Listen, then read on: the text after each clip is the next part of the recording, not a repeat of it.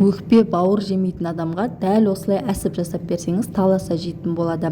Алдымен өзімізге қажетті бауырды, өкпені ет тартқыштан өткізетіндей етіп турап дайындап аламыз. Мен өкпені алдын ала суға пісіріп алдым. Одан соң тартылған ет қажет болады және жартылай піскен күріш қажет. Чеснокта қосып жіберсеңіздер болады. Барлығын ет тартқыштан өткізіп аламыз. Және өкпенің артынан біздің әсібіміз сочный болып шығу үшін құйрық майды өткізіп қосып жібердім. Енді барлығын бір ыдысымызға салып араластыратын боламыз. Және жартылай піскен күрішті де қосып, қара бұрыш, тұз және зираны қосып жақсылап араластырдым.